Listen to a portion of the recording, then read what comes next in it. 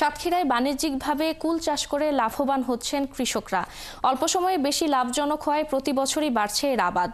এই কুল যাচ্ছে দেশের বিভিন্ন অঞ্চলে। বরুণ ব্যানার্জির তথ্য ও ছবিতে প্রতিবেদন।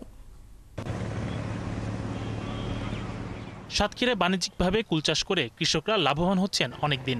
মাটি ও আবহাওয়া উপযোগী হওয়ায় জেলার চাষিরা কুল উৎপাদনে রীতিমতো বিপ্লব সৃষ্টি করেছে। কম খরচে বেশি লাভ হওয়ায় সাতক্ষীরার প্রান্তিক পর্যায়ের কৃষকদের কাছে কুল চাষ বেশ জনপ্রিয় হয়ে উঠেছে। অল্প সময়ে অধিক লাভজনক হওয়ায় প্রতি বছরই বাড়ছে এর আবাদ। এসব কুলের মধ্যে রয়েছে বাউকুল, আপেল কুল, 90 কুল, নারকেল কুল, বিলাতি কুল ও মিষ্টি কুল। আমাদের বাগানে কুল আছে আপনার নারকেলের কুল, থাই আপেল, বল সুন্দরী, টক কুল, কাশ্মীরি আপেল। যদি ভালো ফলন হয় তাহলে আমাদের 1.5 লাখ টাকা বেচাকেনা হয়, আর ফলন যদি খারাপ হয় তাহলে আমাদের 1,20,000 থেকে 25,000। টক কুল দিচ্ছে 100 টাকা, থাই কুল দিচ্ছে আপনার 90, 100, 120, এরকম বিভিন্ন ধরনের দাম। একরকম দাম তো আর চলে না। অন্য জেলার থেকে আমরা 25 থেকে 30 দিন আগে আমরা কুলটা পাই, এই কারণে আমরা বাজারে একটু লাভবান হই। এদিকে কুলের আবাদ বেশি হওয়ায় কর্মসংস্থানও বাড়ছে।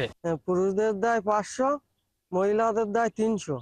আমাদের ভালো একটা আয়ের পথ হয়েছে। জেলার কৃষি সম্প্রসারণ অধিদপ্তর কুল চাষিদের সব ধরনের সহযোগিতা করায় অন্যান্য বছরের তুলনায় এবছর বেশি কুল চাষ করা হয়েছে। আমাদের এই সাতক্ষীরায় এ পর্যন্ত 841 হেক্টর জমিতে কুলের আবাদ হয়েছে, যেটা গত বছরে ছিল 810 হেক্টর।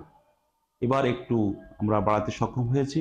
মোটামুটি আমাদের এই জেলায় কুল চাষ কমার্শিয়ালি ব্যাপকভাবে হচ্ছে এবং এখানে কুলগুলো একটু আগাম হারভেস্ট করতে পারে, যার কারণে কৃষক তার সেই সঠিক মূল্যটা পাচ্ছে।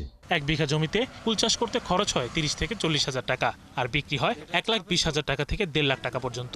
চলতি মৌসুমে সাতক্ষীরার 7টি উপজেলায় 841 হেক্টর জমিতে বিভিন্ন প্রকার কুলের আবাদ করা হয়েছে। শরীফ আজাদ প্রীতম, 71।